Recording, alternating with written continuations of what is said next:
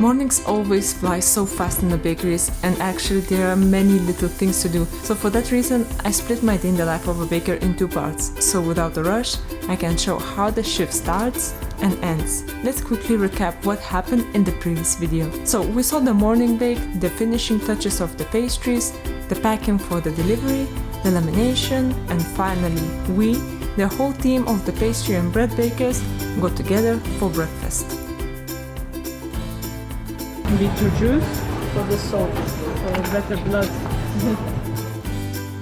As soon as we finish breakfast and put away the croissant dough for the following day, we start with the production.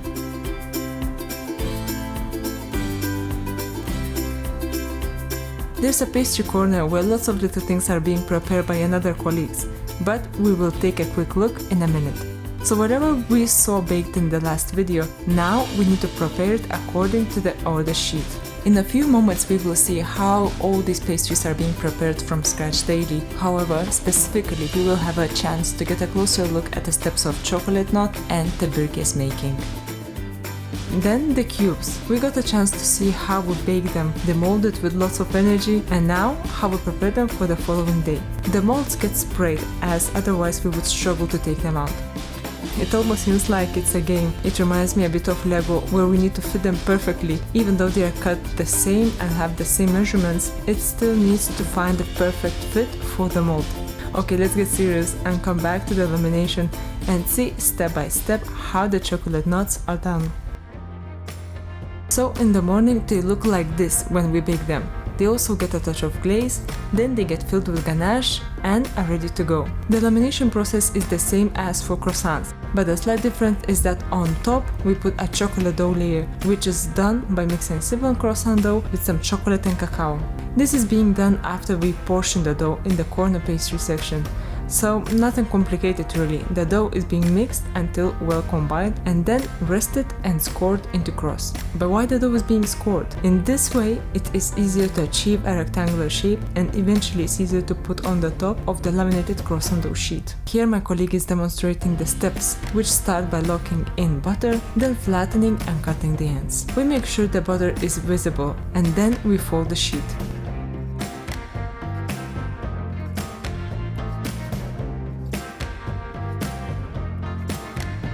Now, since we did a single fold, we can see more layers. Still, make sure we see properly the layers and we do a double fold. We leave the dough to rest and come back to it with the chocolate layer that I mentioned already.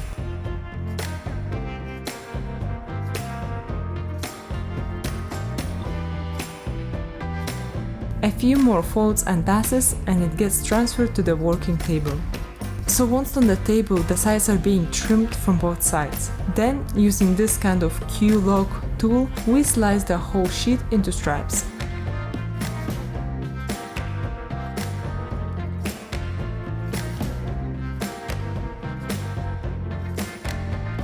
And now, the fun begins. Shaping. First, I check with the bakers working here for a while and seeing how exactly they shape it, and then I continue alongside the team. A little detail, the aluminium molds have to be oiled before placing the shape buns in.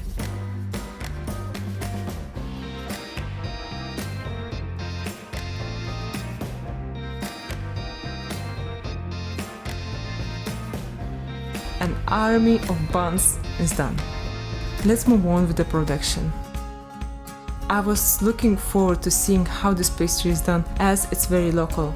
Are you guys familiar with poppy seeds? Here in Denmark and generally in this part of Europe, they are used quite widely. Okay, but let's go back to the pastry. The sheeted dough gets trimmed carefully from all sides, leaving the best layers for the buns. These trimmings won't be wasted. They will be cut into smaller pieces and together with the rest of the trimmings, they will be put in a large container and later mixed with the butter, sugar, cinnamon, cardamom, vanilla and salt. Eventually it will turn into these buns. So once the dough sheet is ready, we take the sugar, butter and marzipan mix. The filling doesn't need to reach the edges, it kind of stays in the middle.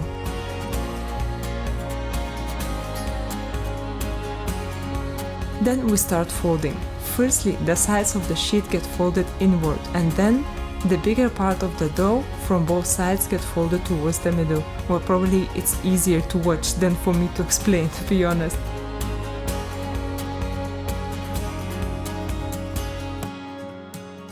It is not done yet. The whole log goes to the lamination machine and gets sealed better. Now a touch of egg wash and a lot of poppy seeds.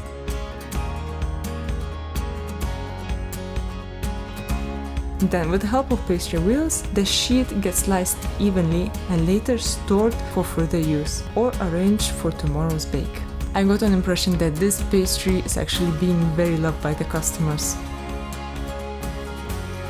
As mentioned at the beginning, there is a corner pastry section where prep is happening alongside the stuff we do here on this table. So we give hand and line these metal rings, which will travel to the mentioned section where we will see how another local sweet is done. By the way, I really like the cake's name, Dream Cake, and I think the secret of this cake lies in this simplicity.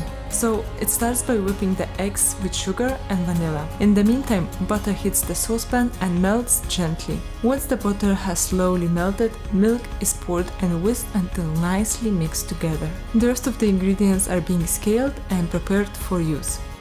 So, the eggs are done. My colleague is tempering them with butter, so even though that small portion of eggs deflates a little bit, it reaches the bowl with the rest of the sabun with more even temperature. Before that, dry ingredients are being gently folded in, very gently and slowly.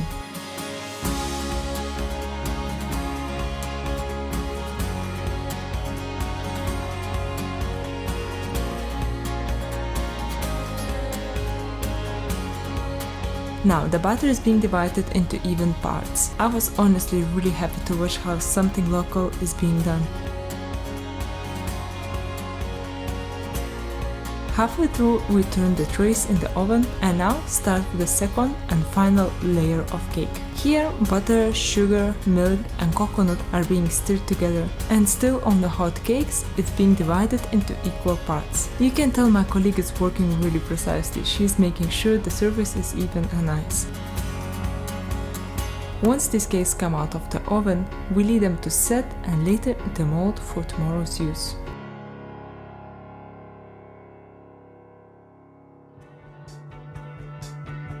On the same section, more prep is being done, like the mix of cannelé, which next day gonna be filled into these molds and baked. Then, for example, a massive batch of cardamom syrup, custards, egg wash, etc. In the morning, we laminate a large part of the croissant dough. However, we leave a few doughs for the afternoon shift. Once the dough has rested, we take it out and pass it to the lamination machine. As previously mentioned, with the lamination, there are settings that help pass the dough, so we don't need to do it manually. The way it works is that two doughs get passed through the lamination machine and get folded in half on the working table. 2 folded doughs means 4 sheets, which results in saving time. Or in other words, we can make a lot of croissants in less time. So it depends on the weekday, but normally 3 bakers jump on this job and roll everything in one go. In total per day we do roughly 300, sometimes around 600 croissants, but not all the dough is being used for the croissants. The rest goes for other buns like cubes, Tebirkes, Danish squares, Spandauer. When it comes to the Spandauer prep, slightly thinner dough sheets get doubled and sliced into squares. And chocolate nuts, the bun that we already done. So we trim the sides and mark the width of the croissant. Then with the ruler we slice triangles, and as of now, just put them on the tray, reserve it in the fridge until it gets a little bit colder, and in the meantime we finish all the doughs. So this model is adapted for the big production kitchen. This saves time, and rather than doing one dough by one, we do the job twice as fast. Even though it seems like a lot of croissants, with the cafecito and endless topics, time goes much faster. Furthermore, the opportunity to work in an open kitchen where you can see the daylight with cherry blossom trees behind you definitely lifts your mood up.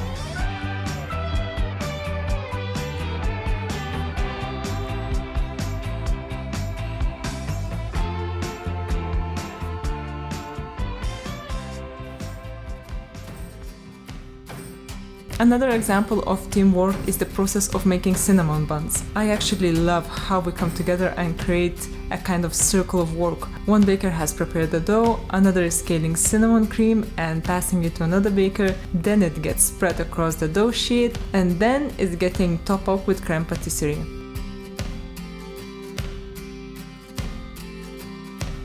Finally, we roll tie the whole log and leave it to set until it gets sliced and arranged on the tray for baking.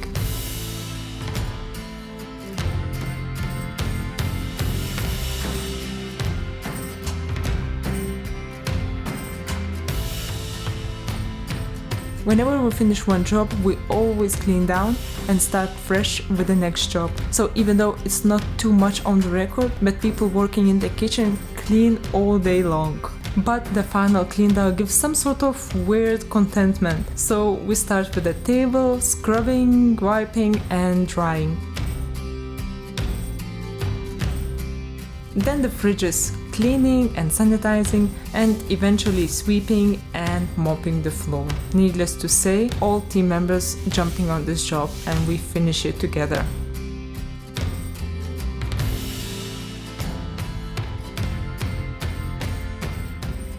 Okay, so finish the shift. Me and Laura are going to another bakery just to taste.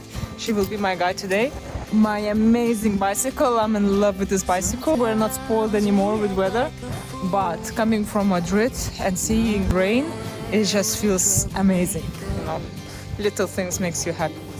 So, Laura, we ready? Ready. Yeah? Let's go.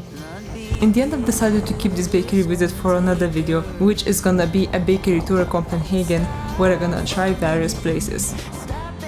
So I just want to thank everyone who were involved into this experience. When I say involved, I mean being kind and showing how things are done and answering my questions, being open for my upcoming videos ideas and sharing their thoughts. Moreover, some people, besides being great chefs, have the gift of creating an amazing atmosphere at work.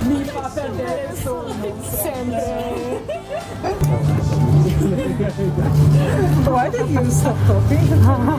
Don't make me feel uncomfortable.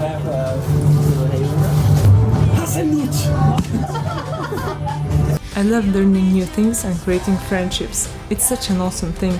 And it's always refreshing to meet people who think the same as you and are open to sharing. So this can inspire us and may allow us to create more beautiful things. Thank you so much for watching, everyone, and see you in the next one.